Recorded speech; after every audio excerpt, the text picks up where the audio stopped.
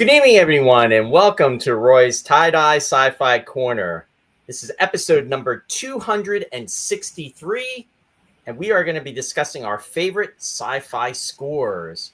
And with us tonight is a very special guest. He is a classically trained pianist, and he is Mr. Hugh Sung. Hugh, welcome to the show. Thank you so much for having me here. It's going to be so much fun. It's great to see you, Hugh. And of course, with me tonight is my co-host, the man, the legend, the one and only, Mr. Ross Amico. Thanks, Roy. Ross. Welcome, guys. Again, Hugh, it's such an honor to have you on the show. And we've been trying to lock down a date, and we finally were able to do it. And I really appreciate you taking the time out of your schedule, because I know you are incredibly busy with everything that you have going on. And this is so much fun. To say that you're just a classic pianist, I mean, my God, your resume, your bio is incredible, and I definitely want to touch upon that, during the show. Say more. So I just want to put that out there too. So definitely. Well, what made you get inspired to invite a pianist of all people? I mean, you were telling me about some of the amazing sci-fi stars, some classic TV sci-fi stars that you had on the show. I'm sure there have been other people, but why a classical pianist? I'm going to throw this back at you. Just because your love of the music and of musical scores, and Ross, his background with classical music, just the connection I felt the two of you would have, especially my appreciation of sci-fi, knowing that you love sci-fi, and just the tie-in with the music and just going into a different realm with that. Yeah, I just thought it was just appropriate, and also it'd just be a lot of fun. I mean, you're such a down-to-earth guy, and just our conversations, and just to put it out there, I actually had the pleasure of getting to know Hugh from church, and it's just he's such a, like I said, I can't say enough things about you, and it's like I was introduced through your professional background, really from Ross. And, when I had told him that you were, with us, he was like, really? And he was just, just because of your background and everything. So I'm just coming clean with that. But, it's just great knowing you on a certain level. And then also with the appreciation of sci-fi. And then also, of course, with your background, your professional background, which, again, I can't say enough about. So, thanks. And Ross, you and I know each other from my Curtis days, back when I was on the faculty at the Curtis Institute of Music. It's a classical music school, a very famous one in Philadelphia. Right. Well, I know of you from that. I never actually got to meet you until Roy introduced us at the church the other year. I thought when Roy said that you were the music director at the church, he said, "Oh yeah, we got a new music director. This guy Hugh Sung." I said, "What? They're talking about luxury casting, It's like, what? This guy has accompanied everybody, I start telling him right away. I've got these Aaron Roseanne recordings, and yeah. I mean, going all the way back to the beginning of your you were still a student, weren't you, when you were doing those? I was 19 when Aaron Roseanne, who was a professor at the school, got permission to ask from my teacher to ask me, "Hey kid, you want to go on tour with me around the world?" Like, sure. He was the one who really helped to launch my professional career, and we made many albums together, played together for 20 years, and just he took me all over the world. Yeah. That's so Aaron Roseanne's a famous violinist, a renowned violinist, and it turns out, I was, I'm into the music, and so for decades I was only blocks from the Curtis Institute. I had a bookstore on. You studied with Eleanor Sokolov. Yep. Who was. I had a bookstore that was facing a parking lot that was next to the medical bookstore, which is right next door to Eleanor's house. Oh, okay. So when I walked the dog in the morning, every morning I'd wave to Eleanor, and she was just, sure, sweet and indomitable. I mean, unstoppable. She lived to be 106. Yeah. She just died a couple years ago. Yeah, but she was getting ready to teach another semester right before she died. So that's the power of music. I think music, especially the piano, and I love to share this fact with piano students or prospective people who are thinking about learning to play the piano. because each hand stimulates the opposite brain hemisphere. Playing the piano is one of the unique activities that actually stimulates the entire brain equally, not just one side or the other. And so playing the piano really helps, I think explains why people like Eleanor Sokoloff lived to be 106 and still maintain an incredibly sharp mind right to the end. So yeah, it's kind of a neat little fact there. So if you want to live longer and have a sharper brain, play the piano at any age. You don't have to be playing as a kid. I mean, I actually had an online school for about 9 years. Most of my students were adults, and many of them had never played the piano before. And it was just fantastic to see people in their 50s, 60s, taking the instrument up for the first time and learning and watching their brain, the plasticity of their brain respond so well to the power of music. And so that you can learn and grow at any age. But I'm not teaching online anymore, but it was fun to watch that. What an amazing, I mean, so really the stimulus just from that is really just propels. And to think that she lived to be 106. Wow. Yeah. That's incredible. Pretty amazing. Yeah. It really is. And so I everywhere I went, because I move in musical circles, everybody say Hugh Sung, and he's a block away, but we just never met each other. But I have your recordings, and I've played them on the radio over the years. So. Thank you. Thanks so much. Oh, it's awesome. It's great to finally sit down and get to talk with you. The last time I saw you were playing Claire de Lune before your coffee house there at the church.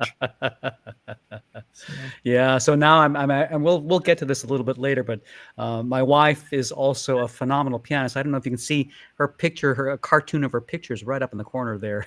It's a sketch drawn on the Charles Bridge in Prague. And she's actually Romanian, and she's also a phenomenal pianist. And we actually have a piano duo called the Mata and Hugh piano duo, and we play concerts. But we also make a lot of videos. And in fact, I shared a couple of videos with Roy that I'm looking forward to sharing with everybody of playing sci-fi related and fantasy related arrangements that we've made. So it's been a lot of fun introducing. In fact, we just finished a Lord of the Rings extended version marathon. So it was great to rewatch those movies and just geek out with her. And so that's been a lot, in addition to music, sharing our love of fantasy and sci-fi stuff. It's been a lot of fun. That's the extra that's really, really cool about. Yeah. And that's the part of you that I never suspected, that you were total sci-fi. Oh, total geek. I mean, I grew up. I had no idea. Yeah. I remember as a kid,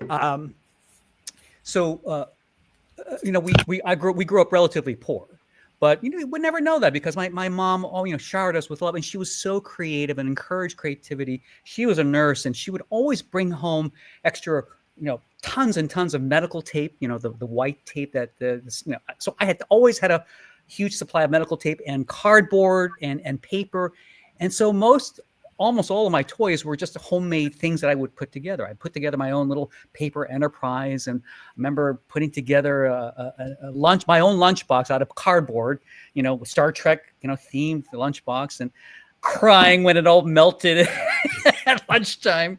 I remember making a stormtrooper Halloween suit out of a Kentucky Fried Chicken, bucket, and you cut out the eyes. I was small enough to fit in, and that was my stormtrooper helmet. And the creativity of cardboard and tape, it's just, those were my toys, and they were all really, ever since I was a kid, I was such a huge fan of Star Trek. And of course, then Star Wars when that came along.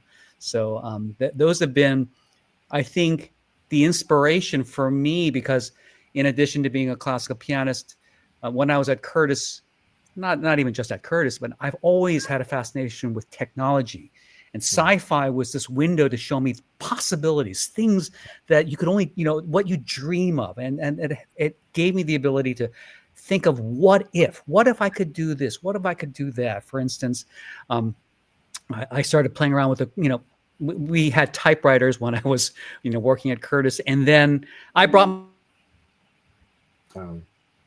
my own computer from home because I thought, I can do things more efficiently. And then, interestingly, the person who was in charge of concert programming at Curtis, his name was Howard Kornblum. He passed away. Now, our school would give about 120 concerts, and they were all organized. He would type out the programs every week and hand type the names of the composers, the person playing, the name of the piece. It's a lot of work, right?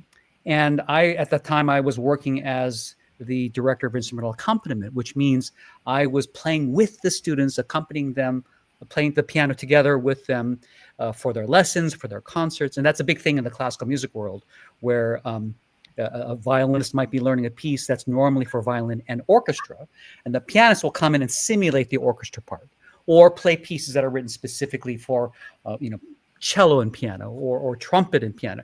I played with all the different instruments. Anyway, so I was busy doing that, and suddenly the school said, "Why don't you take this over too?" How do you do that? So I thought, the only way I can do this is if I could think of a way to get the computer to do it for me. Again, this is a new thing back then. Right. This is back in the old 486 days. So we didn't have fancy laptops or anything like that. Anyway, I discovered this program called Microsoft Access, a relational database. Killed myself to wrap my brain about how to make this thing work. Once I figured it out, then I was able to transform the school's concert organization system so that everything was automated. At the touch of a button, instant program could be printed out. Touch of a button, instant reports. And it organized the school in such a powerful way that I said, wow, this is what technology can do. And it got my imagination going even further, thinking, because as an accompanist, playing lots of music, I would have a big duffel bag, heavy duffel bag full of books and scores. I had a library at the school, outside my office, hundreds of books in my personal library. And of course, I'd always be, and with my bad memory, I'd be leaving one book at home, leaving one book in the office, traveling someplace, and I forgot to pack this one in my backpack. Always this nightmare, this nightmare in the back of my head of, what if I forgot to bring this piece of music? So my dream was, what if I could bring every single piece I own in a single device, right? Mm-hmm. What if I could digitize the sheet music? Again, this is like 25 years ago. It's hard to imagine. It's so prevalent now, but there was a time back in the dark ages, that shows how old I am, when none of this existed. It was all paper. But I was dreaming about digitizing the whole thing back in 2001, 24 years ago. 2001, Microsoft came out with the first tablet PC. And what made that computer so revolutionary was that for the first time, you could see a full page, a page of paper in portrait mode. Okay, rather than as a laptop where you only see half of it at a time. And for music, that's a big deal because nearly all of our music is in portrait mode. I could finally see music on a screen. But the only problem is, of course, I could see only one page at a time, which means I had to turn the pages a lot more often. So I thought, I've got the system. I have an idea of how to put all my music into the computer, but I need a way to turn the pages. So I invented these pedals. I just cobbled together a whole bunch of, and I was always, getting little parts from this and that, and it would solve one thing, but then something else wouldn't work. And I worked on this for a couple of years, trying to create a foot pedal that would turn the pages so I could play without having to do this with my finger, keep my hands on the piano and use my foot to turn the pedals with this, turn the pages virtually with the pedal. And it led to me starting this company called AirTurn. So I got to learn how to start a whole tech company and develop technology. I mean, as far as sci-fi geek like me, music and tech working together, that was just too cool. And that was really, I got to live out a lot of my dreams in terms of being passionate for music, but wanting to do something to enhance music. Not replace it, but enhance music with technology. And I think AirTurn is a great example. And that was the name of the company. It's called AirTurn. This was a great example of how a cool technology made life easier for musicians all over the world and makes it more efficient to, have your whole library in one iPad. I never forget music anymore. I have my whole library with me at all times. And then to turn pages hands-free makes it a seamless performance experience. So, yeah. Anyway, I'm blabbering. You can see I can go hours and hours. We got to talk about music in the movies. But the connection, though, in regards to what you were talking about, like being influenced in regards to using as an example, the technology from Star Trek. when we would Absolutely. watch it from, especially in the 1960s, they had Sure. what was like almost like an iPad. I mean, where they would look Right. at the information Right. and the tricorder, which was like a mini computer, and Right. how it held all the data. And now, fast forward, we're coming up on the 60th anniversary of the series, and look at all the technology that's out there.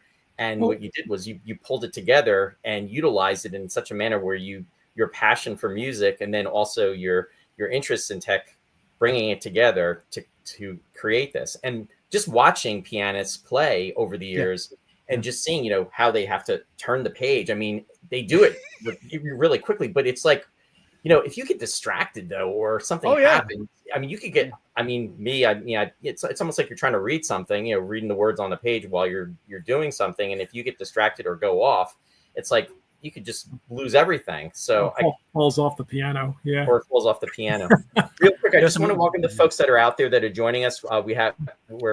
There's different folks out there. Randy Lee is joining us from Wisconsin. He's saying hello. Hello, Randy. Jeff Rubel is joining us from Utah. Welcome, Jeff. Ken Hutchins is joining us from Massachusetts. Thanks, Randy. I'm catching up on some of these. I like that one. That's very true. Sherry's out there, Hugh. Thanks, Sherry. And she said, I am privileged to have you as my choir director. Aww. I want to say hi to Bill. Bill is out there with us. Sherry's asking a question. She's saying, when did you start playing piano, and what is your favorite hymn, Hugh? Oh, wow. That's a great question. I started playing the piano. My mom started me when I was 3. So I've been playing since I was 3 years old. My favorite hymn, I think, has to be this one.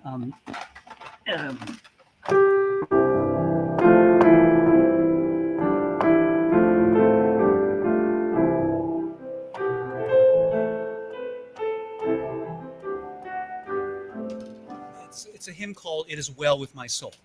I think what I love about this is that there's such a very it's a very painful story with it. The composer was, I can't remember the exact details, but it has something to do with his wife and his daughter traveling across the Atlantic and the ship sinking. He lost his family. He lost his child.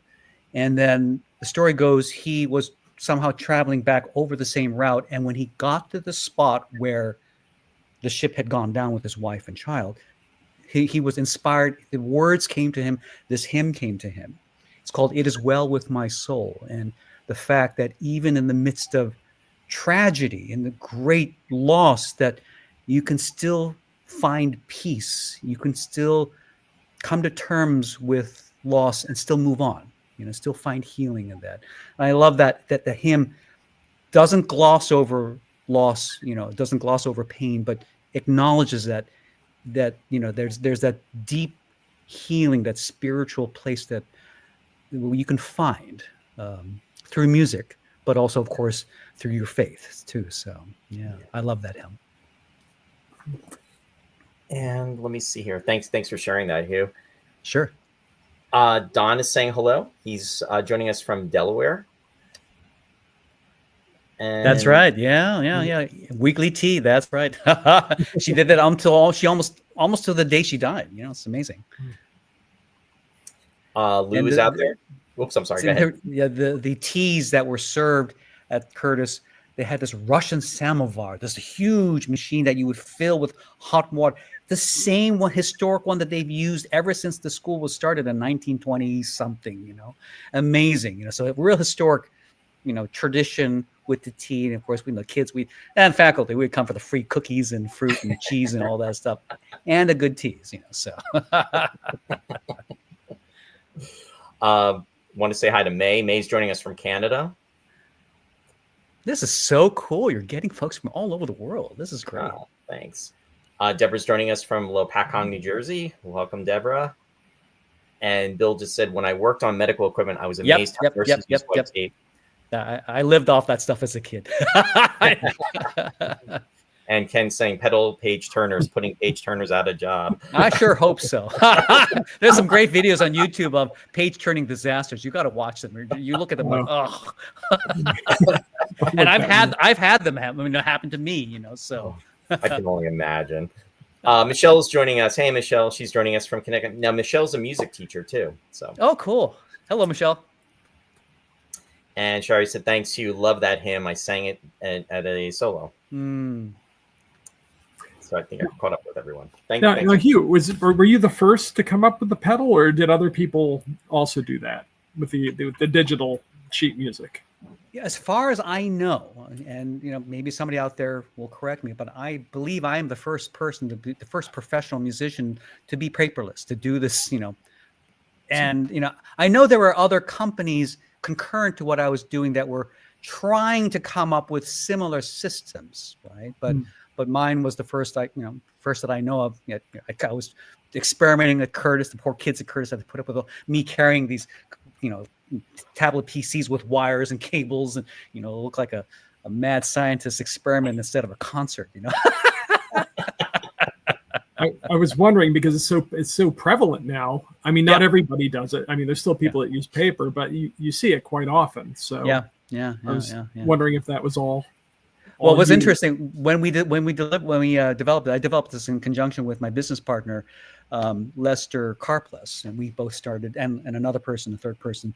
The three of us started AirTurn. But I came up with a name. I came up with the concept of the pedal because I had been developing that. When we came out, and this was before the iPad, but when the iPad came out, it's interesting.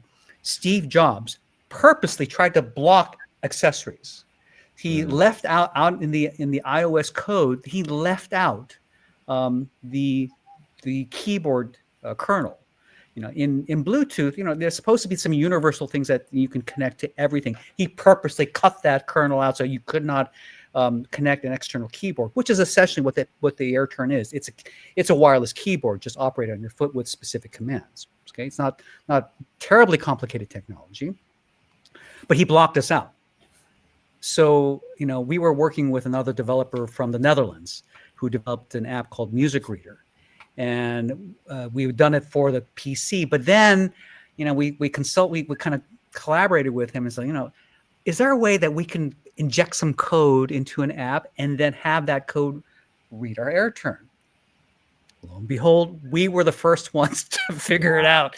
And Steve Jobs apparently hated us because we were the first accessory, the non-Apple accessory, to control the iPad, So that was pretty wild. And I never forgot, I also had a chance to visit the Apple store in San Francisco, which was hometown of Steve Jobs. And at that point, we had developed different iterations of the AirTurn. And one of the iterations we had was using it as a handheld wireless controller. And I never forgot, the looks on the Apple store staff were like, "You can do that?" Like, yeah, it was kind of cool showing off our technology to the Apple people. So it was neat. But yeah, because they probably were just used to everything that was internal from Apple. Right. That's all that they were exposed to. Yeah. Michelle commented before. She said, I hate turning the pages. Whoops, I'm trying to bring it up here. Here it is. And let's see. Catherine Speck is out there. Hey, Catherine. Hey, Catherine. Thanks for joining us. Now, Hugh, in regards to we were talking about, was Star Trek your first love of sci-fi? I'm just curious. I think so. It's the earliest one that I remember just watching that show religiously and just, again, thinking and dreaming of all the cool things that show really foresaw, interacting with computers, and interacting with technology in a way that made life more efficient, or better, or this or that. And I love that show is my first love, But then Star Wars came out. I was a kid, and I was just like, I got hit with a digital anvil or something. It was unbelievable in terms of the visual spectacle. Yeah. The art, it was not so much science-y, right? But just more from the crazy storytelling and the visual feast, and of course the music, and that those John Williams scores from the Star Wars movies and then Raiders of the Lost Ark and E.T. I mean, it got me to the point where I got really good at sitting at the end of a movie and listening to the music, and then I could regurgitate it at home, and then all my friends would be like, "Oh, play Star Wars again, or play The Empire Strikes Back, or play." So I became this walking jukebox of sci-fi scores, because that was the way I could relive the moments of the movie by playing those themes, right? And then you're like, you can see the X-wing fighters, the TIE fighters, Darth Vader, Luke Skywalker. You can see the Indiana Jones. You could feel those things as the movie was playing, and that's again a testament to John Williams' genius of what we call in music the leitmotif. The leitmotif is a musical device where you create a phrase, and that phrase gets associated with the character. So, for example,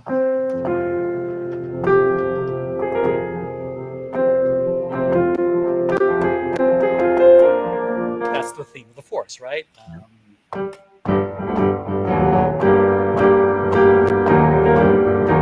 That's Darth Vader. Huh? Yeah. So you could have these really cool themes, and when you hear them, you're like instantly, "Oh, that's that character. Oh, that's that character." And this was a technique that's been around for many, many, many years. Wagner used it, his ring operas. But it's a great, musical device that is so effective in the pairing of music and movies. And when you can write a really good theme that you can recognize and remember, that's gold. So, yeah, it has its own personality. It does. Yeah. Although, yeah. I was kind of preparing a couple things I wanted to share a little bit. What's interesting nowadays is that it's not so much. I don't hear as much leitmotif is kind of a romantic 19th century approach to music. Very, orchestral, classical, very effective. Okay, and still has its use today. But it seems like nowadays, it's more about sonic textures and sonic landscapes, and more.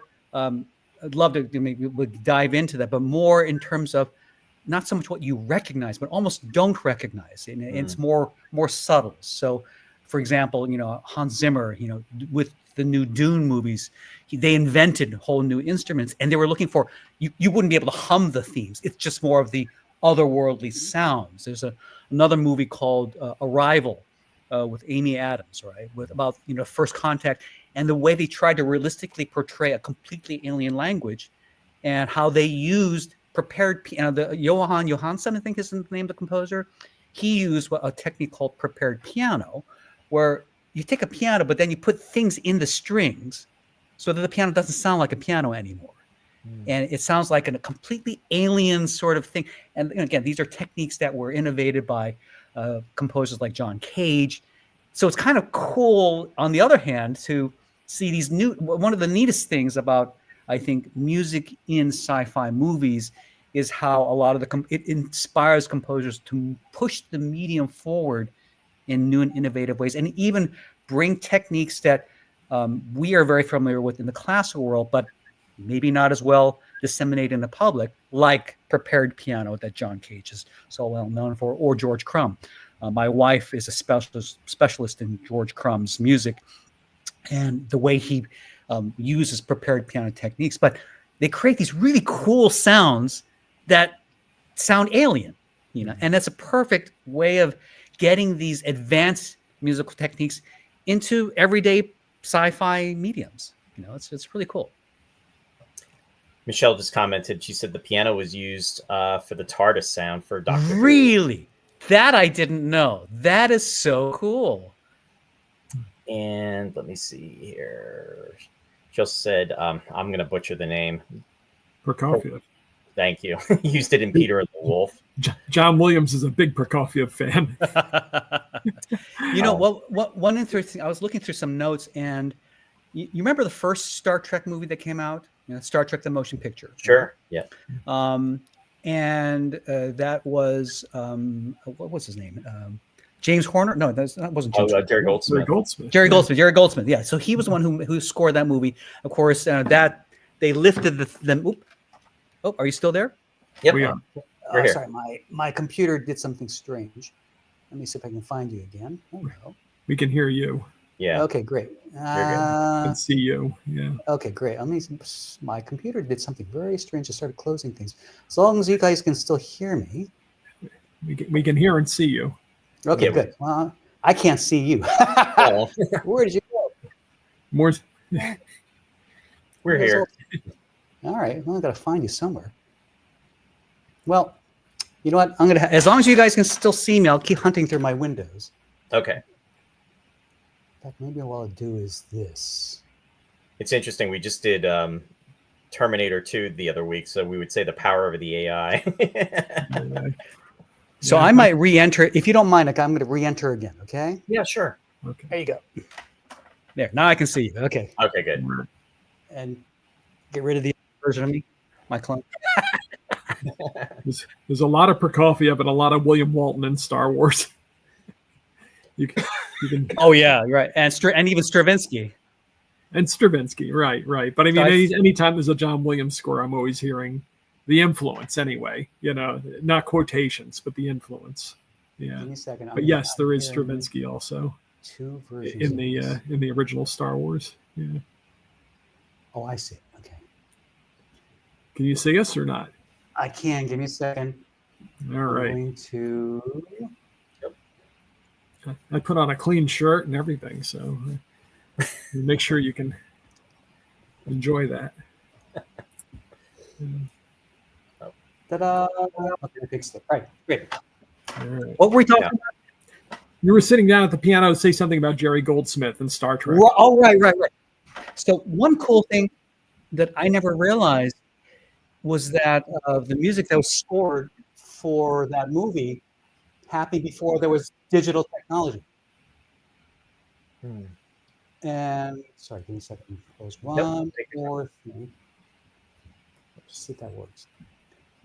So I'm hearing a double of myself. Here. Can you hear us okay? I can hear you guys. You hear me double? A little bit. It's almost like it's going through a filter a little bit.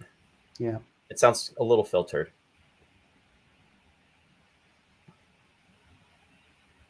Test 1, 2, 3.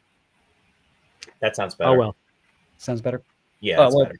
We'll do it. So do you remember the scene where the Klingons are first meeting the cloud, right? The huge energy cloud, and they're going to battle, and you hear the sound of the cloud, these weird whistling kind of metallic sounds, right?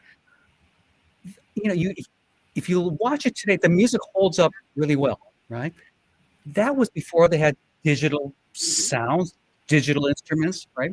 In the 70s, Jerry Goldsmith was using wild techniques on acoustic instruments to create those otherworldly sounds. That was so cool.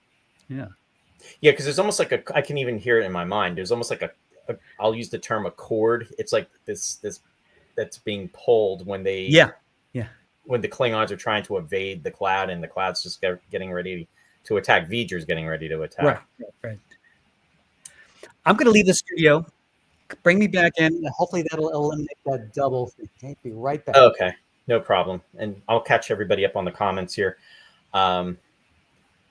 Okay. See, everybody has tech issues, Ross. It's not just us. Speak for yourself. What'd you say? Speak for what? Bill said Steve Jobs in the afterlife is attacking the connections. Yeah. Ken is saying refresh the window. We'll be back. Michelle's commenting, I'm convinced that John Williams created the Jaws theme based on Peter and the Wolf when the wolf gets caught. It's a note for note. Yeah, that's a common enough, and that turns up in so many movies and so many scores. I mean, it's a common enough solution. I don't think you just rip that off of anything, but that's as good as any explanation, though. So I hear people say the craziest stuff. Oh yeah, you got it from the last movement of the New World Symphony of Dvorak. It's like, shut up. Glenn's out there. Eileen and Glenn. Hi, Glenn. Hi, Eileen. Good to see you out there. And that's Mom and Glenn. Sherry's parents. Wonderful. Wonderful. And they are joining us from Canada. So I'm glad that they're able to join in. So yes, Hugh is actually going to be back on shortly. He's having, oh, wait a minute. I'm getting through some tech issues. And, oh, he's back. Let me bring him in. There he is. Hugh, thanks for messaging. Sure. Boy, this chat thing's really busy. This is great. Was catching everybody up. Awesome. Mom, Eileen and Glenn Warcaller are out there. Sherry's mom and Glenn. So just they're saying hi as well. They're actually joining in from Canada. Nice. Sue's joining us from Massachusetts, and she's saying, hi, Roy, I made it. Sorry I'm late, but I'm glad I was able to log in and see some of the show tonight. Thanks for joining us, Sue. Good to see you out there. And you sound great, Hugh. Everything Thanks. sounds like okay, so it sounds better on my end, too. Thanks for putting up with my techie things. Yeah, we have this. Hugh, when I first started doing the show, it was almost common every week. There'd be like a 15-minute delay because just trying to get everything situated and talk about being really primitive and trying, with StreamYard, It's really made things a lot easier. But at one point, I actually had the iPhone shooting against the screen, and I was photographing it that way in order to broadcast. So that's awesome. But anyway, here we are. So now, were you a Star Trek the Motion Picture fan? I loved it. I absolutely loved it. It was my dream to see Star Trek on the big screen. I thought it was great. And I know a lot of folks panned it, thought it was slow, but for me, I think they really nailed the 23rd century aesthetic. It really felt like they were so far into the future, and the effects, of course, were just mind blowing. The costumes are great. I think, with Star Trek: Wrath of Khan, it looked more, it looked more militaristic, a little bit more, closer to our current time. But I loved the futuristic. It was the most futuristic looking Star Trek, in my opinion. Just more otherworldly, and I thought it was great. So I was a huge fan, and of course the music just blew me away. Okay. Continue. Oh, I was going to say, of course, the montage when Kirk is seeing the Enterprise for the first time, going through the dry dock, or the shots and everything. And what's the name of that new the Star Trek Lower Decks, right? Mm-hmm. There was one of the episodes they were mocking that with the characters going like googly eye and going re-looking at their ship and doing drawing, spinning around. It was great, kind of a parody of what Kirk went through. But I had tears in my eyes when I saw the Enterprise. Oh, it was great. That is my favorite scene in the entire movie. In fact, when we got our TV about 10 years ago, to test out the TV, I turned the lights out, and it was probably like 9 o'clock at night, and I just played when Kirk is heading over with Scotty in the shuttle. And sees that whole piece. It goes for a little over 5 minutes, but it just embodies. The Enterprise is a main character in Star Trek, and just the love, the relationship that Kirk is, that Shatner even portrays with that moment when he sees her face to face for the first time, and that the music is just so grand. It just the music is amazing. Oh, it was wonderful. Yeah, and the marriage with the visuals and the it's just a feast. Yeah, I love it. It's just a true showcase for Goldsmith in that scene. Oh, totally, absolutely. Just how do you fill all that time up with music and there's nothing else happening? He does it. He does it so brilliantly. Yeah. Even I remember the woodwinds kind of chattering a little bit with it. You see the techies kind of doing their thing, and there's a little ode to them. You can almost hear the text, musically speaking to each other, and being gearheads or something. While this montage, all these different characters from a simple montage, that's genius composition. I love it. Yeah. I'm gonna have to go back and watch that Lower Deck episode. I did not know about it. Lower Decks is entertaining, to say the least. Boy, and deep Star Trek lore, right? Yeah, exactly. Lou said, I agree with you. Star Trek the Motion Picture really felt like you were really out there. Yeah.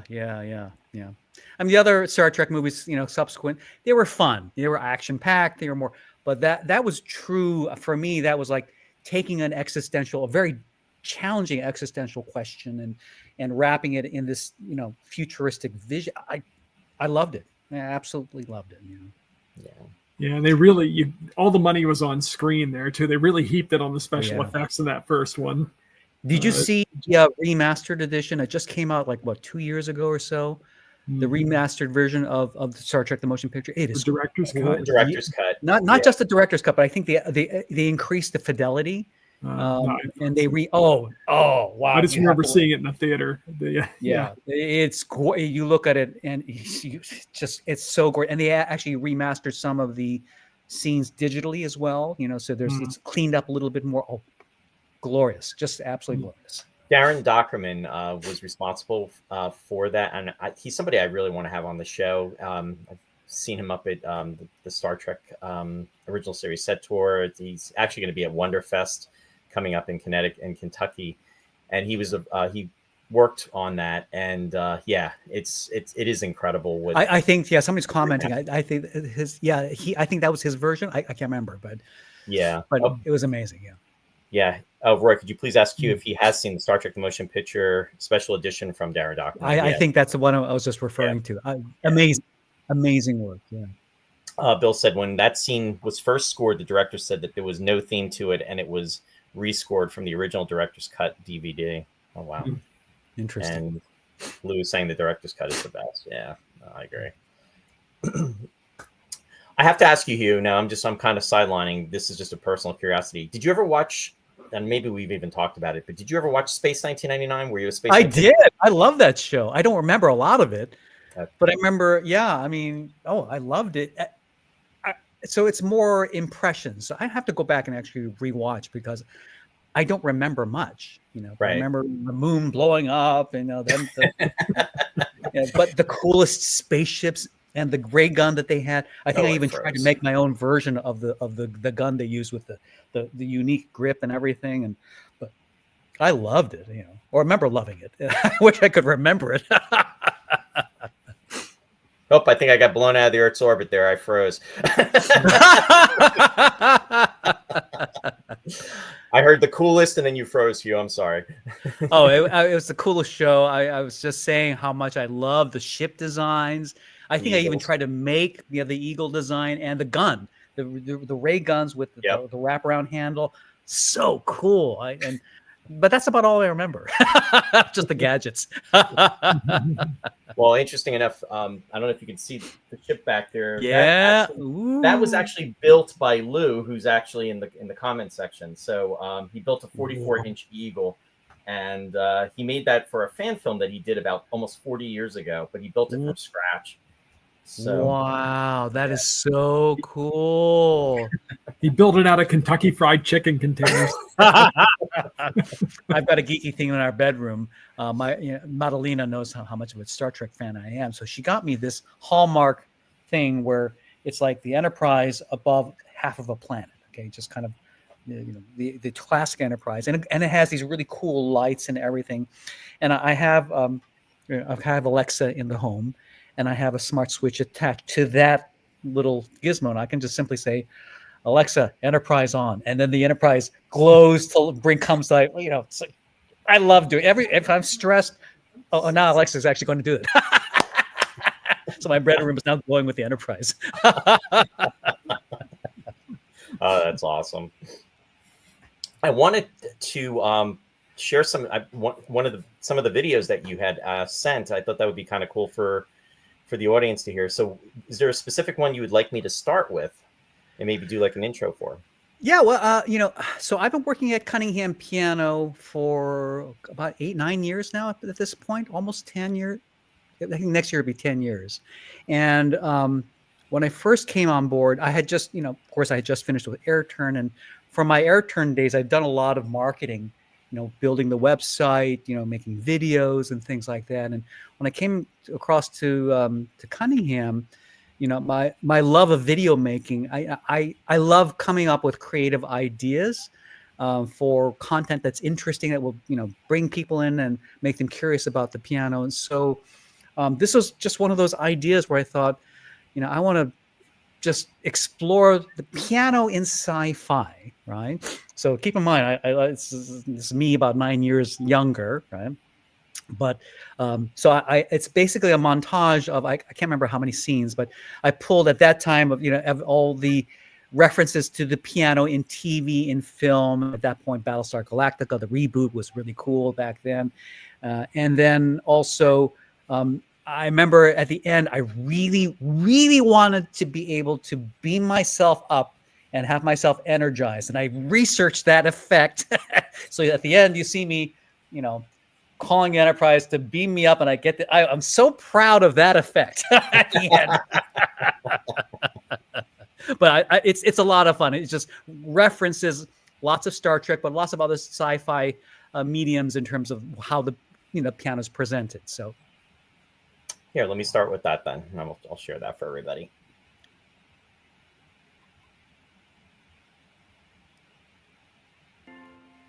Welcome to Cunningham Piano. I'm Hugh Sung. I've always been a huge sci-fi fan, so I thought it'd be fun to put together a list of 10 pianos in sci-fi TV and movie themes. Pianos, after all, are the ultimate expression of technological achievement and human artistry and expression. After all, nothing says sci-fi to me like pianos on a spaceship. So with that, let's get started. One of my all-time favorite sci-fi TV series, Star Trek: The Next Generation, is full of really great classical music references. In a Season 6 episode titled Lessons, Captain Jean-Luc Picard meets Lieutenant Commander Nella Darren, a musically talented member of his crew who plays a pretty mean rendition of the Chopin Piano Trio.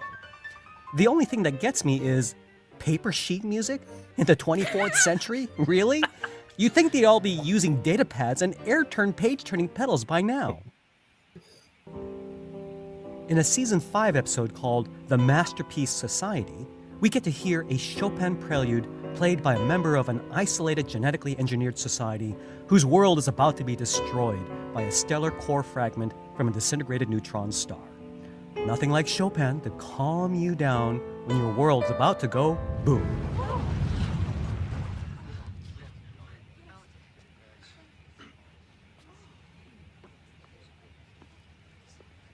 Please, Matthew, continue.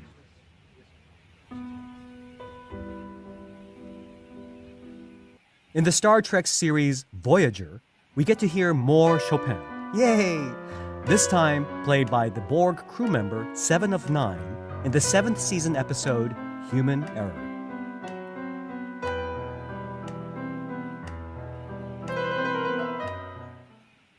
Fortunately, pianos in sci-fi aren't limited to 24th century starships. In this first season episode from the 1963 TV series The Outer Limits, titled The Sixth Finger, we meet a coal miner who is transformed into a futuristic man with, of course, 6 fingers, and a big brain with super mental powers, including being able to sight-read Bach flawlessly. Hey, sign me up for some of that brain juice. I'm very grateful to you. You've given me the ability to observe your culture through the eyes of a man 20,000 years in the future. Amazing, isn't it? Things that endure the ravages of time and taste. This simple prelude, for instance. Bach will quite probably outlive us all. In the 1973 film version of Westworld, Yul Brynner is a piano-playing android in a futuristic, Western-themed amusement park who's about to go on a killing spree. Boy, and I thought my teacher was tough on me. In the 2016 HBO updated version of Westworld, we still get to see androids playing pianos, as well as some player pianos. By the way, did you know that in the 1920s, half of all pianos made were player pianos? Pianos in sci-fi are often used to depict touching moments. It's interesting to think that a mechanical machine is so closely associated with the deepest human emotions, right?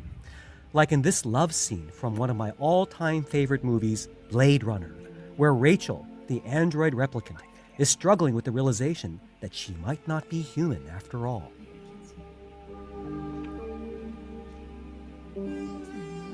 no, it's sci-fi piano.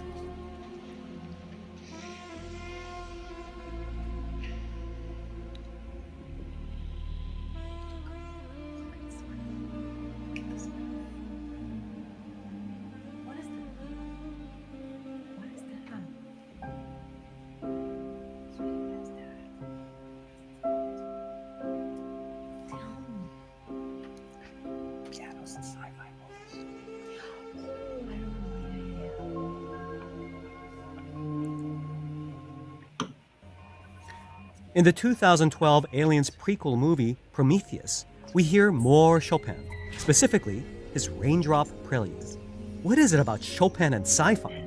Anywho, it's nice to see that the evil Wayland Corporation spares no expense in having a grand piano on board a spaceship.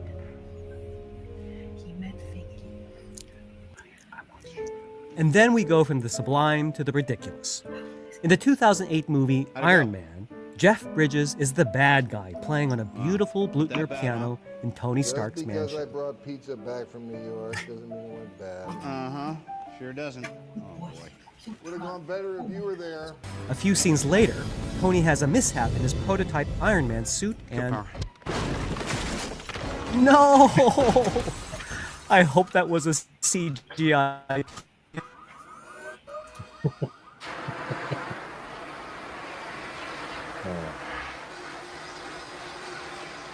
And finally, my favorite use of a piano in a sci-fi setting. The final episode of the Battlestar Galactica reboot series, where Kara Thrace, aka Starbuck, recalls the memory of a piano tune to, what else? Save everyone from total destruction.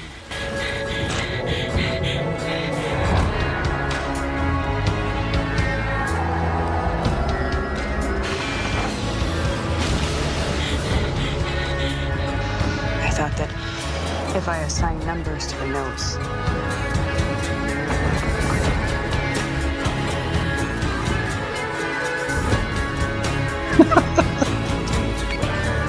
if that's me lying there, then what am I? I look at you now, I don't see Kara Thrace. I see an angel blazing with the light of God. Angel.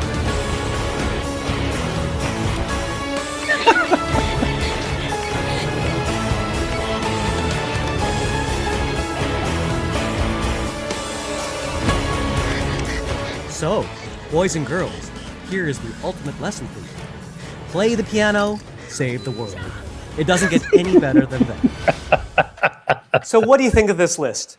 Are there any pianos and sci-fi scenes that I missed? Let me know your thoughts in the comments below. Be sure to sign up for our newsletter so that you can be notified every time we have a new video. Anyway, thanks so much for watching. I hope you enjoyed this. I'm Hugh Sung for Cunningham Piano, and I'll see you next time. One to beam up.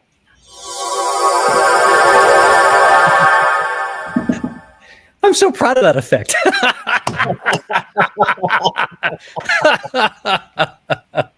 I don't know, maybe this video is just too geeky for people, but I loved making it, and boy, saved the world by learning to read notes. Learn to read music. You had a lot of fun doing it, and it was fun to watch. I did, yeah. Oh, And here's looks like I Zeus visited. back from his walk. Yeah, hey Zeus. And Madalena's here too. Hi. Hi, Magdalena.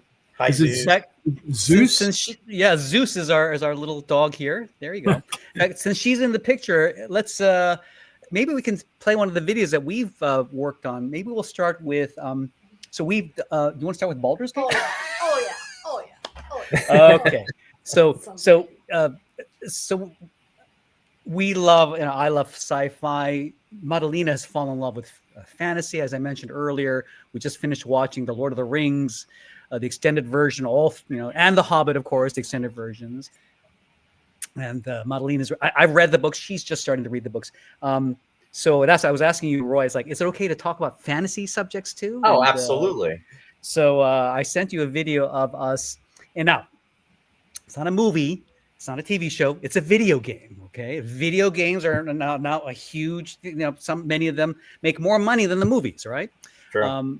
The 2023 Game of the Year was Baldur's Gate 3. This is still a huge game that people are playing obsessively. It is kind of a Lord of the Rings-ish kind of setting, fantasy. It's based on Dungeons and Dragons. Okay, I never thought I'd get my wife to fall in love with playing a video game with me, but she did. so we play this almost every night, and we get to do things in this world that you just don't get to do in real life. She gets to steal things, and I won't mention the other things that she gets to do. But so there are two characters. Well, but there's one main character that we both love, a character named Shadowheart, and she is an elven druid. So pointy ears, long hair, beautiful costume. And And I was trying to get a costume of the wizard, but it didn't come in time. But I was able to get, Madalena wants to squeeze into the picture here. I was able to get the costume of a just a generic fantasy character, whatever, leather straps, leather pauldrons, and a kind of a magic potion bottle and stuff. It's kind of cool. So we got these really cool outfits, and we made our arrangement of the main theme from the Baldur's Gate 3 video game. So check it out. If you don't mind playing that one, we had a lot of fun with the production of that one. Very cool. Yep, I'm going to bring that on right now. Here we go.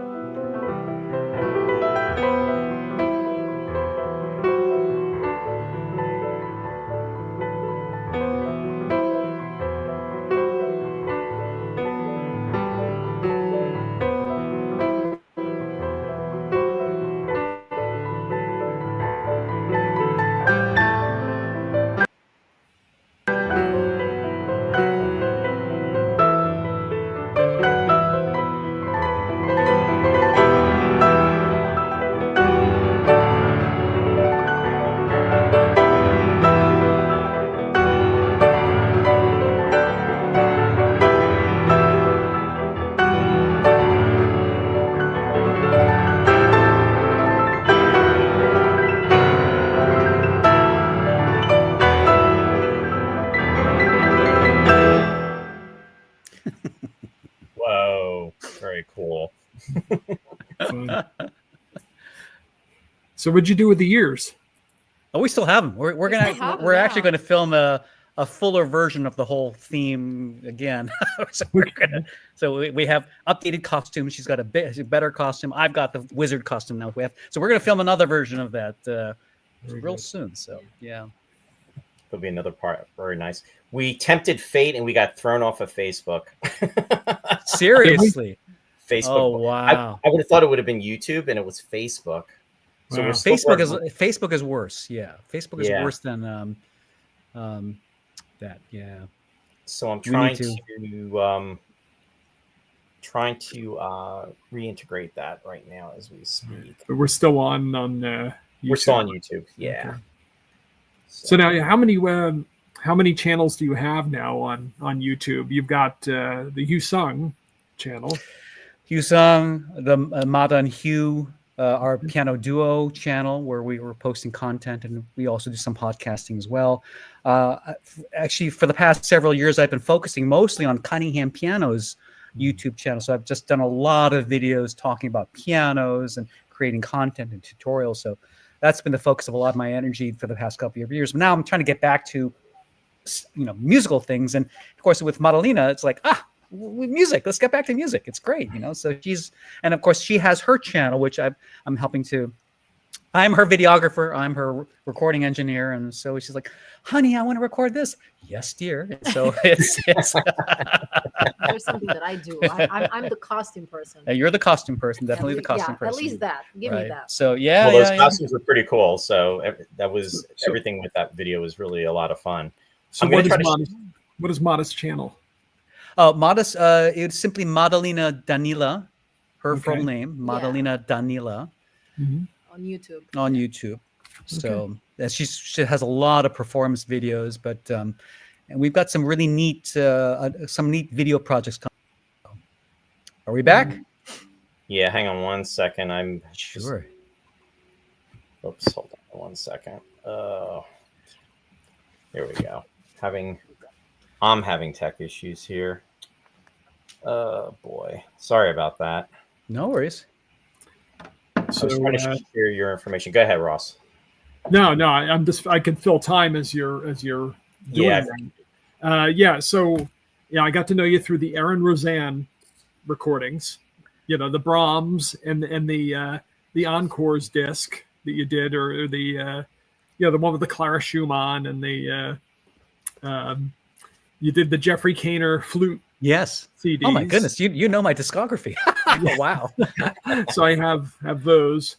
Have you picked up any of the CDs with Jasmine Choi? She's a younger flute player. Jasmine Choi. I've interviewed her. Yeah, I didn't know that you did any recordings with her. Okay. Well. Yeah. We've got a number of recordings. We got a great album of the Bowling Suite. One of her first album, I think I did with her as well too. So you should check out. I think 2 or 3 albums we've done. Yeah. Okay. I just got back from playing a concert with her.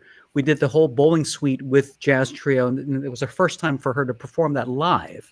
So it was kind of cool. So we got a chance to do that about 2 weeks ago, and did another show together in Texas. So yeah. Oh. So who else have you? Some of the other people you've accompanied. You've accompanied Hilary Hahn. Yep.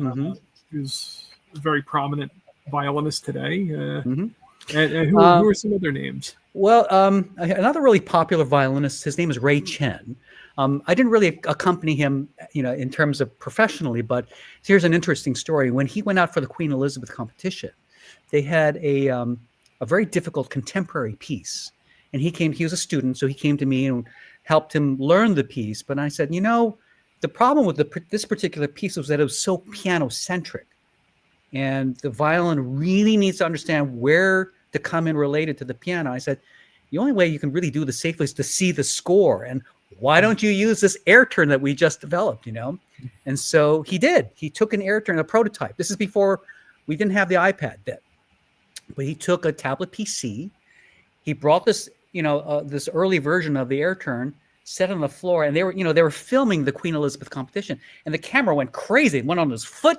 It's like, what is that thing? What is he doing? Nobody else brought a computer onto an international competition. And he won. Not only did he win the competition, but he also won for best performance of a contemporary piece. So I think maybe I had a little something to do with helping him for that.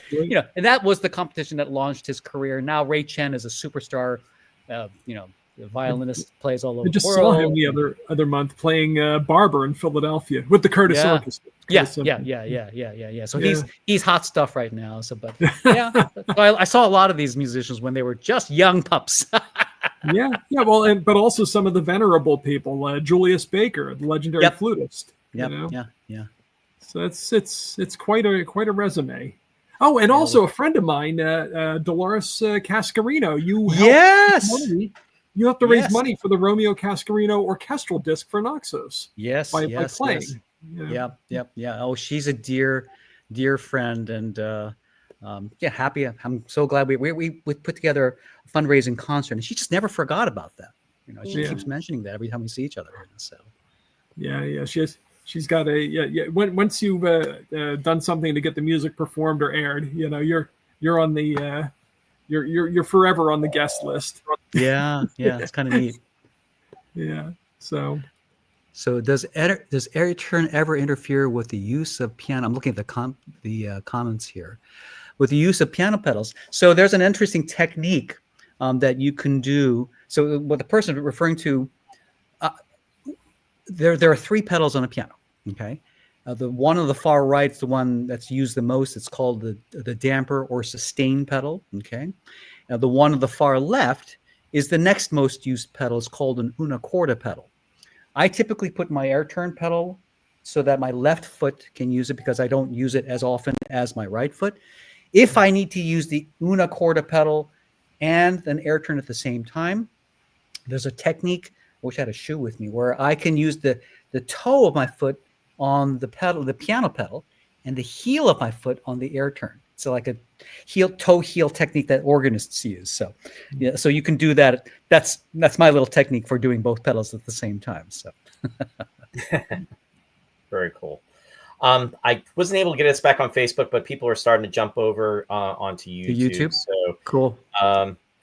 Jeff just said, I noticed at the end of the Facebook URL it said video explicit. Looks like the suits are added. They didn't like your outfit. Yeah, I know, right? It must have been Madalena's outfit. She's too explicit. Those damn suits. But the one thing I wanted to share before was, and I was trying to get it to come up, was your website information. So I got the information here. So can people still comment, Roy, if we're not on Facebook? They have to actually go over to YouTube to comment. They have to go to YouTube. Okay. Yeah. But in regards to the website information, the first one, www.hughsung.com. The second, and you were talking about Airturn, www.airturn.com. And then Cunningham Piano, www.cunninghampiano.com. And also, to see the really cool videos that Hugh and Mata have done, you can definitely check them out. And their website is www.matahugh.com, and it's the Mata and Hugh piano duo. And I'm going to try to play some other videos too, and I think we're going to be okay on YouTube as opposed to Facebook. So. We'll see. Those damn suits. I've been doing this show for too long to be too optimistic about it. We'll use the force, Luke. I'll get that started here. I mean, you played that before and we didn't go off, so we're good. So we need a little. We need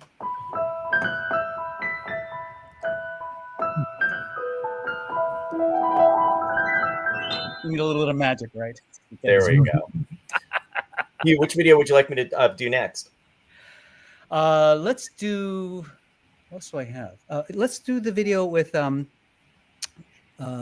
You Read My Mind?" So this is really neat because this was actually our first arrangement that we made together as a duo. It's actually, we started a podcast and this is our first episode, and I thought it was a neat way of explaining how two people can play the piano at the same time, because it involves a lot of mind reading. You know, we have to read each other's signals and understand each other's subtle ways of playing. And we were just getting started, so it involved a lot of fighting and screaming and yelling and me throwing fits and why are you doing it that way?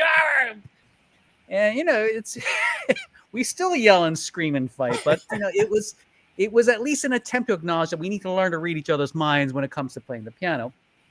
And so this was actually our first kind of collaboration in terms of making something together.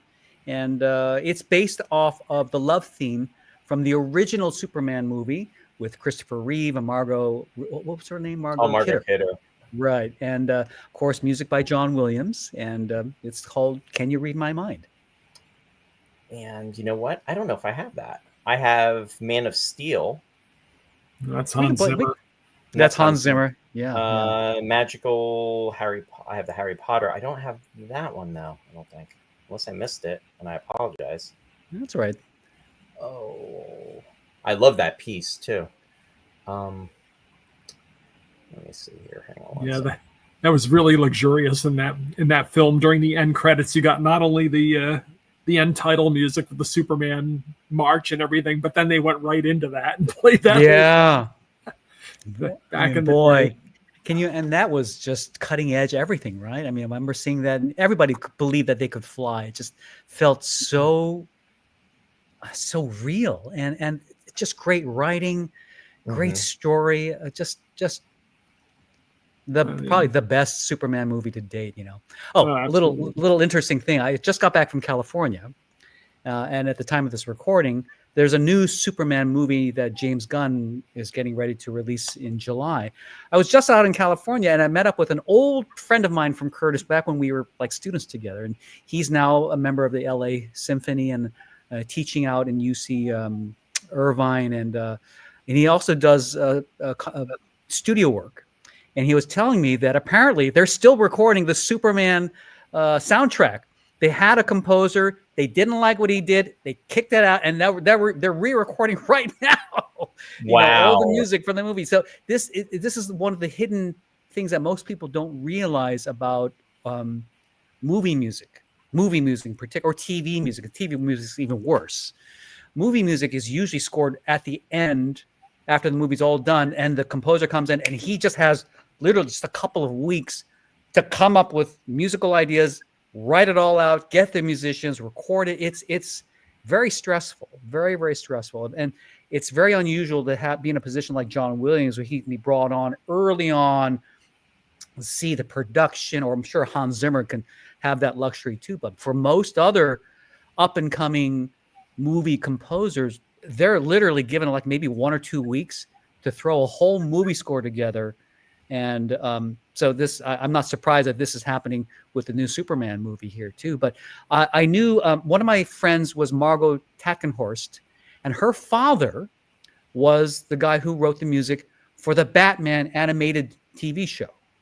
And so he wrote the music for that cartoon, and she would tell stories about how stressful it was. He literally had just days to throw music together for a 20, 30-minute episode every week, and yeah, crazy.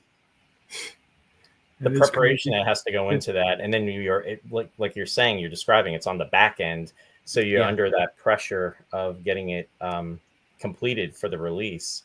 Yeah. They just, in fact, you're whoops. Okay, I was actually able to load it, so let me get started here. And this is one of my favorite pieces from that movie too, and this is from Superman.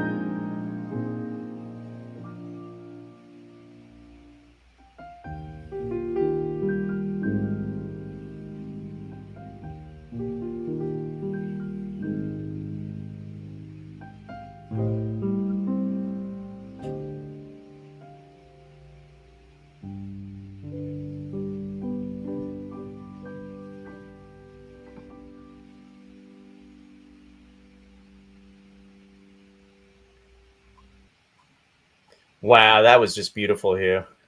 Oh, You thanks. both did an incredible job with that. Wow. Charming, and it was fun to see the hands cross, and you could see the Yeah. tablets working, and yeah. It's wonderful.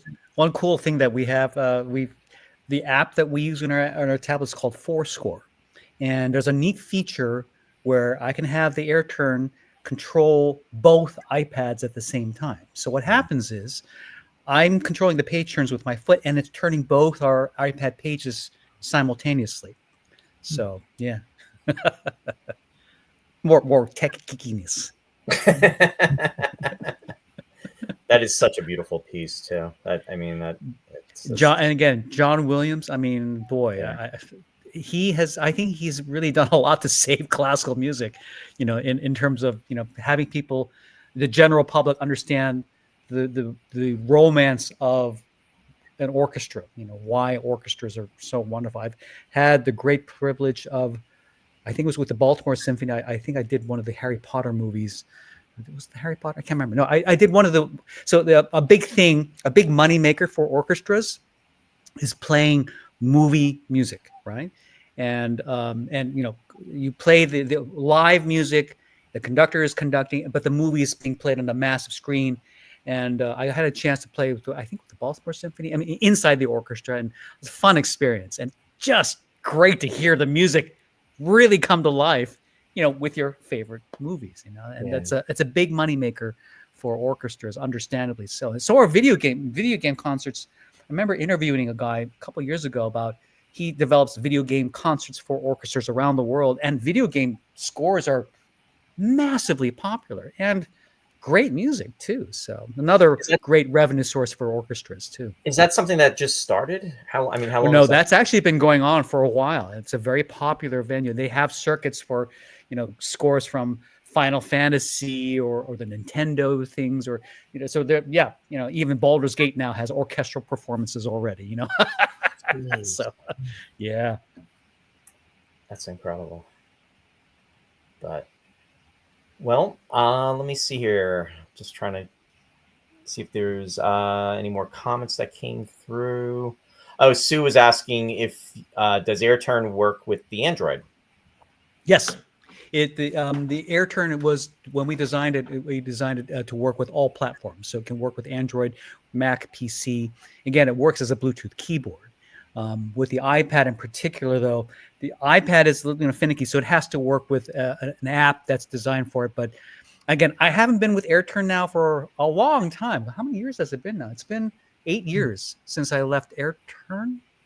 Yeah, 8 years or so. So I'm out of the loop.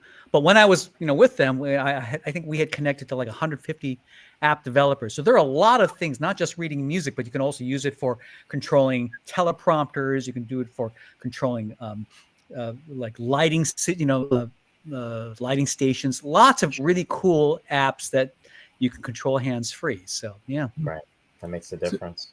So did you get a patent for it when you thought up the pedal and everything? Really good question. No, we did not. And I was asking my business partner, why aren't we getting a patent? He said, first of all, the problem with the patent is that it costs a lot of money. It costs about $20,000 at that time. Okay. It takes about 3 years.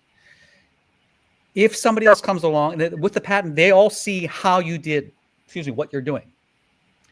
All somebody has to do is come around, change 20-25% of it, and they have another device and they just learned how you did it. Right. Now you're fighting them, so patent protection is limited.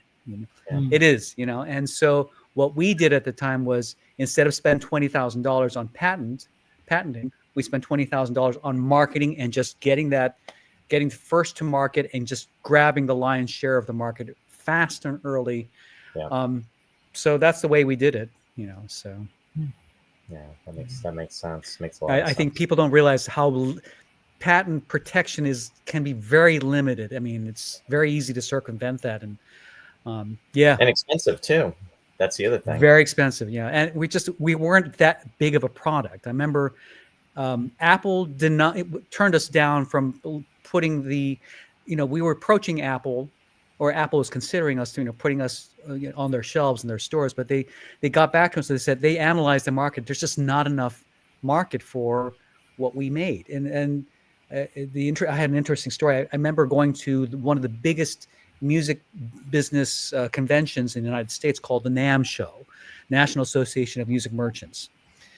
Went there the first time we went with AirTurn, we set up the iPad forest. And this is back when the iPad had just come out. So it was the hot thing, it was gaining a lot of publicity. We had a whole forest, like 4 or 5 iPads, all with sheet music. I think I had the score of Vidor, the Vidor suite for flute and piano, right? Mm-hmm. And AirTurns, stationed at the foot of every one of these iPads. There's 80,000 people walking through this show. Nobody was giving us a second look.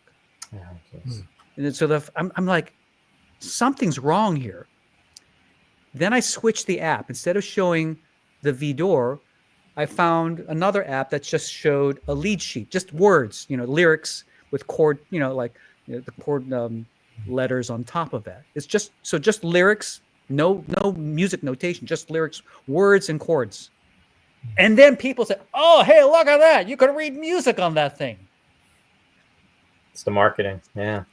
Well, no, it was the realization that people don't read music anymore. Music, in terms of what I'm used to in reading music as a classical musician, I'm used to seeing notes on a line with symbols. It's a complex graphical system, but the vast majority of people out there, they read letters, just really literally words, and they have the melody memorized in their head. So defining what music was, that was very sobering. Realizing, wow, I spent all my so my whole life, learning how to read this complex graphical language, and nobody else can do it. At least not enough people to really sustain a major business, so. Lou just commented, said Symphony Hall in Boston was always packed when John Williams had his movie night. I went many times. Oh, sure.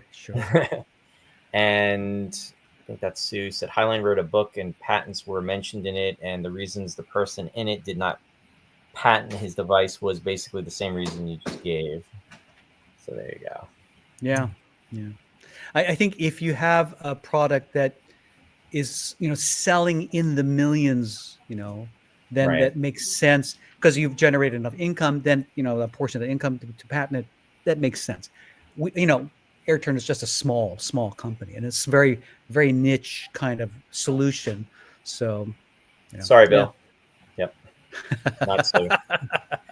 I'm off because of the Facebook, so I apologize, Bill. I have one last video that I can share, and this is from Harry Potter. Yeah. That's a great one. Yeah. So this is our arrangement of Hedwig's theme. We did it for Halloween, and Madalena and I are big Harry Potter fans, and still planning on our. It looks like Zeus wants to play. Still planning for our honeymoon. I think we're going to try to see if we can spend some time at Universal Studios at some point. She's never been, so I really want to take her there. So that'll be special, definitely. Oh, and before I play the video, Sherry's asking a quick question. She said, you started playing at 3 years old. Did you have your own piano? I remember the first piano we had was this really ancient, it must have been 100-year-old upright piano that barely worked, But yeah, that was the first piano that I had. I don't know how we got rid of it, but then my dad had the crazy idea to get me a Steinway out of the blue. And these are very expensive pianos. He spent a pretty penny. I don't even know how much he spent on the one we had, but we got a Steinway L. I was flabbergasted, But I think that instrument helped me fall in love with playing because it was magnificent, So that was the piano I grew up with after that upright piano. So and that thanks to that piano, I beat that poor piano up to death. Hugh, did your parents play the piano? Were they musicians? No, they weren't. My mother had learned as a girl, so she could read a little bit, so she just got one of the children's books and, kind of worked through it with me. But no, neither of them played. They were inspired, really. There was a sermon that my father heard at church about King David and how he was not just a great king, but also a great musician. He was impressed by, how music formed the character of King David. And he thought, well, I want my son to be able to be like that. And their aspiration was just for me to be able to play hymns in church. That's all they thought. And then they heard about this school called Curtis. And my dad gave Curtis a call and said, "Oh, I want to send my son over to take lessons from you." And they're like, "That's not quite how it works." So they recommended, Eleanor Sokolov teaches privately. So you might want to have your son work with her first. And then if he's ready, he can audition. And that's what I did. I started lessons with her, I think, when I was 8 years old. Wow. And within 3 years, she had me working with, I got the chance to solo with the Philadelphia Orchestra when I was 11. And then 2 years after that, I went to college. I went to Curtis. She got me into Curtis. So, yeah. What an amazing story. And I'm curious to hear, probably nobody else is, but I'm curious to hear about George Bollett. Because he was. So what was interesting, I entered the school with Eleanor Sokolov as her pupil. For some reason, George Bollett, one of his students was not returning. And so he approached, and George Bollett at the time was the head of the piano department. Okay. So he approached Eleanor and said, "May I listen to your students? I'd like to see if I can have one of your students come and fill in this hole that I have in my class." So she, all of her students, one by one, I didn't know what was going on. It's just like, go and play for Mr. Bollett. Okay. So, I remember going to the room, and I'm just a little kid, and like, "Well, play something." So I play something. He's like, "Well, play something else." So I kept going on, playing, but I don't know how many pieces I played for him. And I left. Okay. And then I think a week or two later, Eleanor Sokolov said, "All right, well, you're going to now be taking lessons, not just with me, but also with Mr. Bollett. He's going to be your other teacher." And I thought I was in trouble. I was like, "Oh I must be so bad. I need extra help." Little did I realize that this was the one of the legends of the piano world. And I remember most of my lessons were me, trying to play. And, Mr. Bollett, huge, tall guy. He must have been 7 feet tall. He'd always have a cigarette. And, back in the days we could smoke, and they're teaching him smoking a cigarette. And so I'm always used to kind of going to the smoke-filled room. And he kind of go like, "Get up, move over, just sit down." And then he'd play what I was attempting to play. And my jaw would be like, I never realized the piano could sound like that. It was just cool. And I think he just kind of chuckle and look at me like, "I haven't played this for 20 years. Boom, he just whips it right off. And I learned so much about the colors that a piano can produce. And not only that, he taught me how to cheat. It's like, I remember one time bringing in some list or something. And it's like, "Oh, don't do it that way. Here, just, do this, do that, change the notes here." I'm like, "Are you allowed to do that?" It's like, as long as it sounds good, who cares?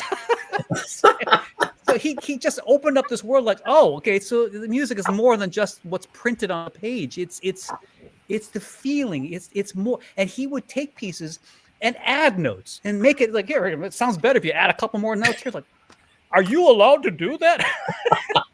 He was the first to help me realize that. Does it sound good? Do you like it? There, go for it. Creative. I love it. Very creative. So I like to think of Eleanor Sokolov as building my technique. She was wonderful for helping me build my foundation. George Bollett gave me just this sense of imagination and color, and then he left because he got a major contract to record all the works of Liszt. He left, and I was with him for 4 years. And then I was transferred over. Yeah, that's right. There you go. Yeah. I was transferred to another teacher, Seymour Lipkin. And so he took me on, and then one of his first questions was, "I want you to analyze this Mozart concerto." I'm like, "Oh, okay." I didn't know what analysis was. So I sort of wrote down the chord symbols for whatever the harmonies were. And he looked at me like, "What is this?" So he went right to the dean, and he's like, "You are going to start a form and analysis class." And I'm very proud of the fact that I started this class because I didn't know anything. So it was my fault for all the Curtis students that you're taking a form and analysis class. It's my fault because I didn't know what that was. And so he taught me how to analysis, form, understanding the structure of music, and really learning to think about how pieces are put together from a compositional point of view. So 3 very different perspectives, and I'm just like, wow, I'm the luckiest guy in the world to have been blessed with so many different ways of looking at music. And then, of course, Aaron Herzand. That's a whole bunch of stories I can tell about how he developed, different kinds of aspect of music that just made it easy to work with everybody else. So, yeah. Wow. Thanks. Before I played, Bill just commented before, he said my grandfather played the piano on the cruise ships to Cuba back in the day. Oh, that is so cool. Boulette was from Cuba, right? That's right. Yeah, that Boulette was from Cuba. And Coincidence. Yeah. One interesting thing was to, some people say George Boulez, and he was like, no. His name is Boulette. Or Jorge. Yeah. Yeah, right. George. It's George, Yeah, not Jorge. exactly. George Boulette. That's how George you pronounce Boulette. his name. Exactly. But yeah, I have all those list recordings. Wow, that's great. Yeah, he's, it was amazing. He didn't, he would say, like, I hate teaching. The only reason I'm doing this is because I feel an obligation to pass on, the legacy of music. It's my responsibility. The way he taught was really like, move over, listen. And he would play and just demonstrate. And so he wasn't really good at explaining. In fact, one of my big struggles, I remember when one of my first lessons, I was learning something with Mrs. Sokoloff, and then I brought that piece to Mr. Boulette. And he's like, who told you to do that? Like, well, Mrs. Sokoloff. No, don't do that. Do it this way. And he would change a couple things. Well, I brought the same piece back down to Mrs. Sokoloff, and she's like, who told you to do that? Mr. Boulette. No, don't do it that way. Oh my goodness. Talk about confusion, for a 13-year-old kid. Like, oh, who's right? They were both saying the complete opposite things. And so part of, another part of my journey was understanding how different perspectives can be applied to the same piece of music. There's a whole journey in that too. So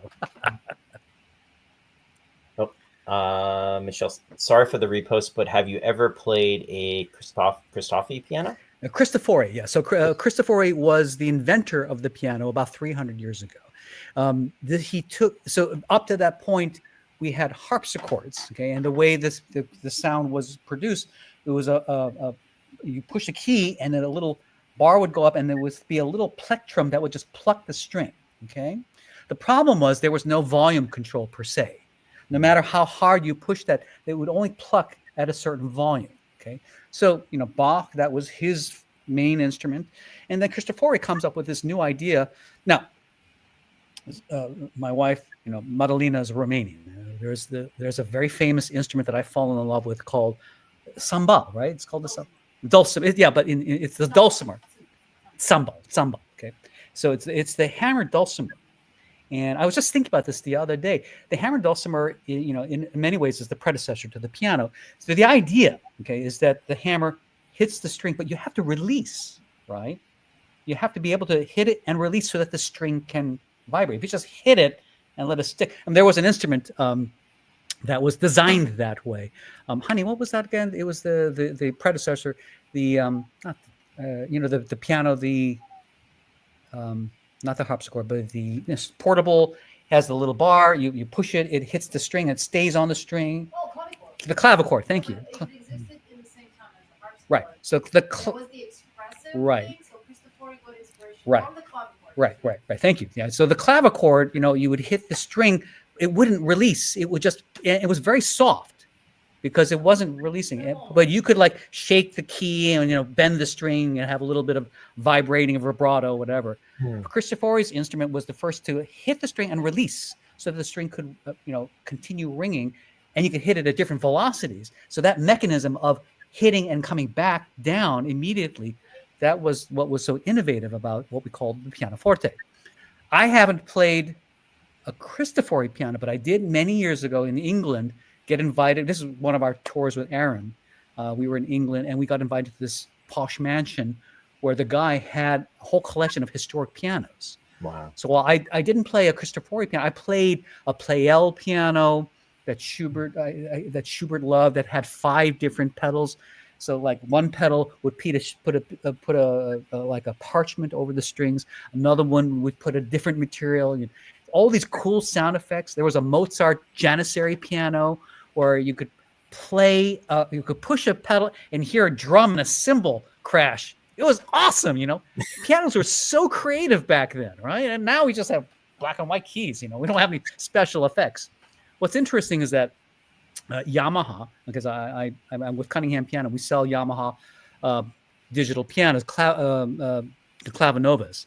The new Clavinovas actually have the Cristofori piano sound built in, the Forte piano sound set.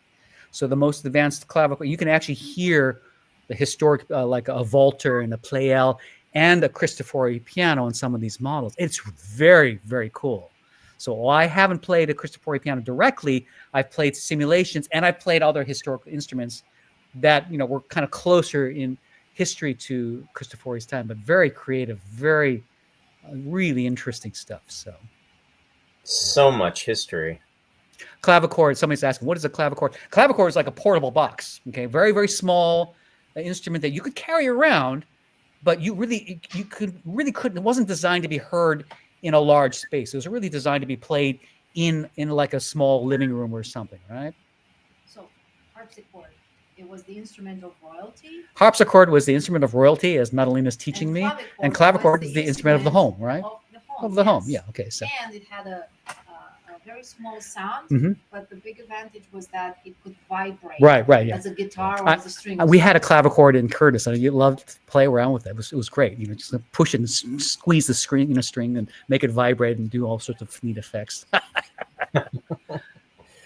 Michelle said Cristofori sounds like a combination of harpsichord and piano. Yes. He's a harpsichord maker. Yeah, it was just the innovative, the new action style of hitting the strings and being able to release rather than plucking them. That was the innovation. So, but yes, he was a harpsichord maker. So, I was fascinated to hear because when I went on the Curtis website and you're talking about the history, your narration.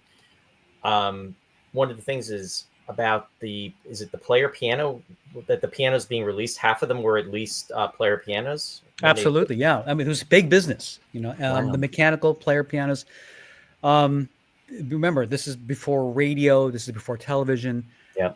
You know, it was the major source of the piano industry's income, and actually still today. I mean, most pianos that are sold, many of them are also player pianos. Of course, nowadays the technology has advanced so much that we don't use paper rolls like they used to back then. Right? We're now using apps. There's so much more technology. You can connect the pianos to the internet, do some really cool things. But you have to think, you know, back, you know, the turn of the century, to have this amazing technology. You can still find rolls where Claude Debussy, Brahms even, I think there's some recordings of, I know Claude Debussy has recorded on piano rolls, these historic composers, an ancient technology. And there was that way of capturing their movements, you know, they're playing on these paper rolls. And Hedy Lamarr was a famous model, I think, movie star model or something like that. Yeah, movie actor, right? Yeah. Also a polymath, just an absolute genius. And there's a famous story of how she was able to kind of look at the how a player piano works, and from her understanding of player pianos in terms of the patterns and she developed technology that is the basis of Wi-Fi today. Okay. It was a way to counteract the ways that the Germans were able to send radio signals to their torpedoes, and this was a way of scrambling them, or I don't know the whole technology. Frequency hopping, yeah. Yes. And she developed it in conjunction with George Antheil, who was a composer who lived here born in Trenton. So yeah. So again, amazing how music technology really leads to cutting edge tech, and the piano really in itself is an amalgam of some of the most amazing technologies. This is still one of the most complex mechanical devices. It has more parts than a car, believe it or not. You know, so wow. Yeah. All right. Well, I want to play that one last piece, and then we'll start to wind down. So, and this is just to give a little background. You were saying this is from Harry Potter. Yep. Yeah. So this is our arrangement of Hedwig's theme, and we love Harry Potter, and we wanted to have a way of being able to play it ourselves. So we filmed it for a Halloween episode of our podcast, I think last year or so. So Cool. Here we go.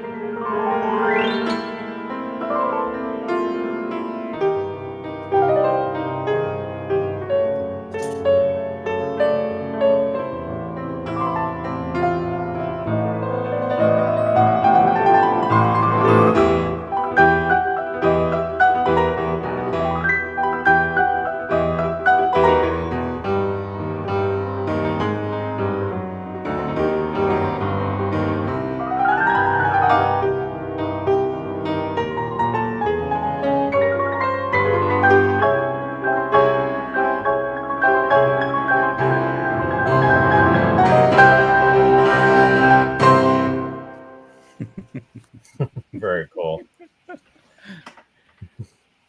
John Williams is just a genius. You both look like you're having a lot of fun doing that.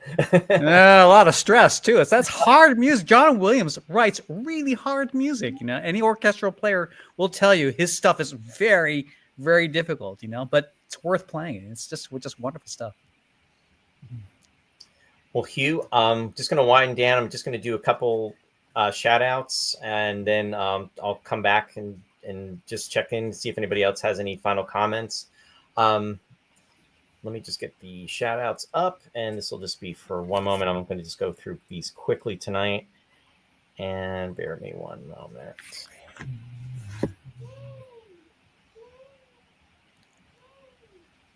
I just want to give a shout out to our friends Mike and Mary Beth for Sci-Fi Distilled. They are on Wednesday nights at 7 p.m.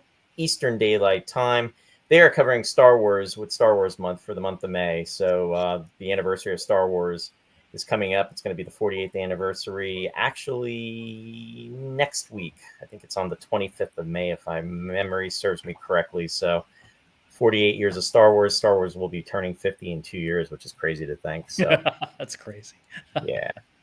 So check them out. Also want to give a shout out to our friends, Bill Scrotto at Country Gate Players. If you're in the Harmony, Belvedere, New Jersey area, definitely check out Death of a Salesman, which is going to be opening May 31st. So it's coming right around the corner. And the website for Country Gate is www.countrygate.org. And then also you can check out Bill's website at www.billscrotto.com. And Ross, I want to put up your information. If you could just let everybody know what you've got going on in regards to the shout outs. All right. Well, these are my 3 recorded shows. It's too early in the week for me to know exactly what I'm doing, but I think that is the next weekend. Is it Memorial Day weekend already or not? It is, yeah. Some of these will probably be in connection with Memorial Day in some respect. Picture Perfect's the movie music show. That's on Friday at 8 o'clock Eastern. Sweetness and Light is the light music show, so that's probably not going to be Memorial Day. It's Saturday morning at 11.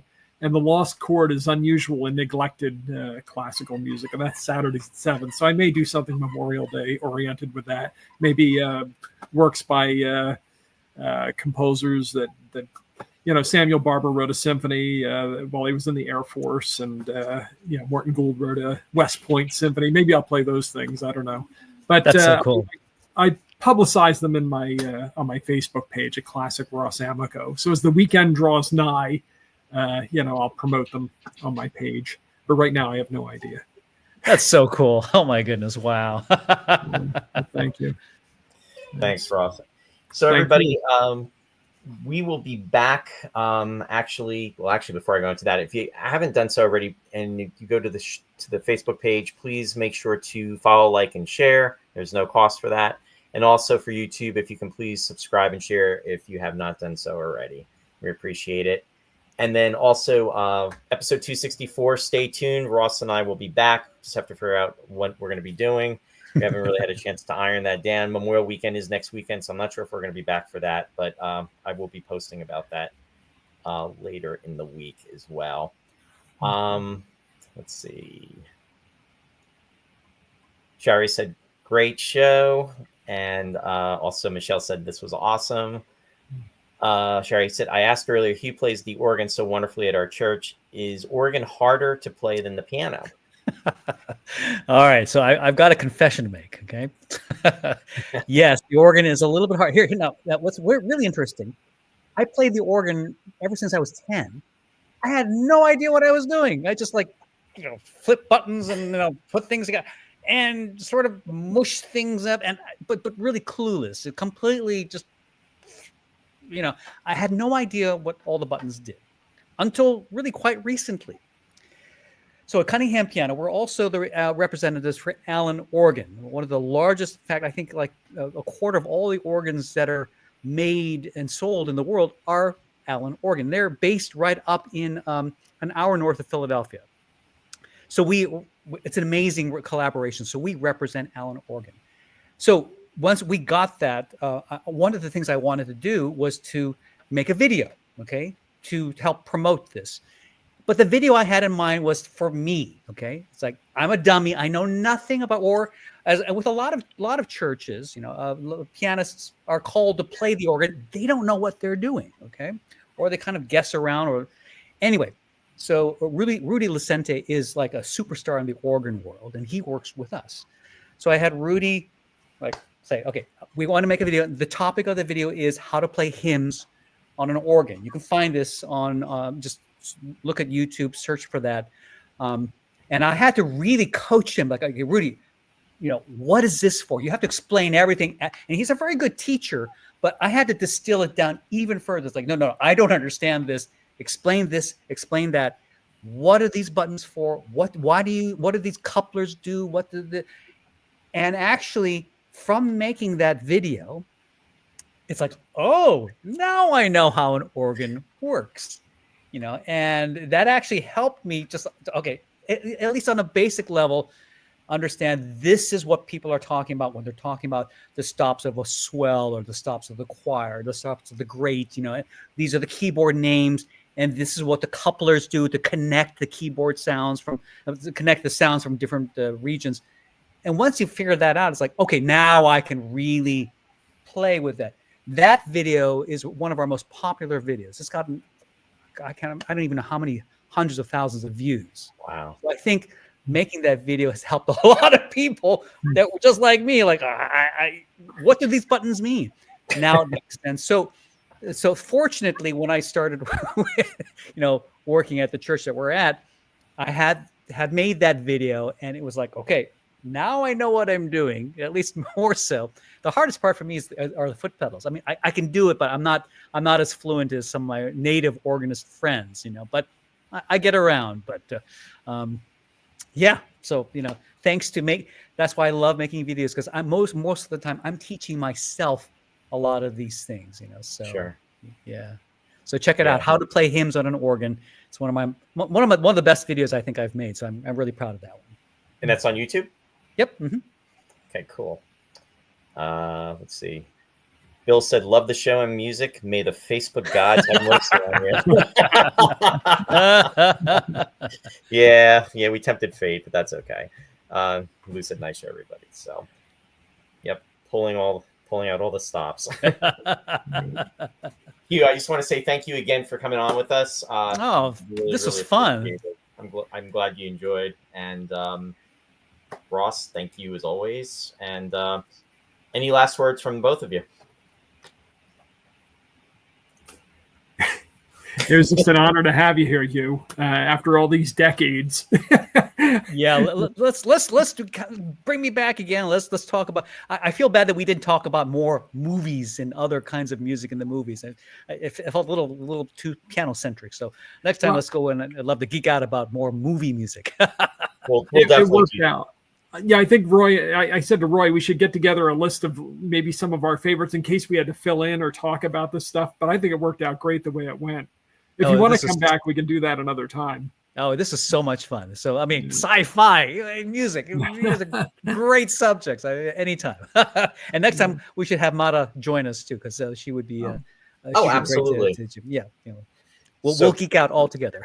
No, that sounds really good. Don't go away. I'm just going to end the broadcast, and then we'll just collaborate just for a minute. Everybody, take care. Have a wonderful week, and may the force be with you. And of course, as always.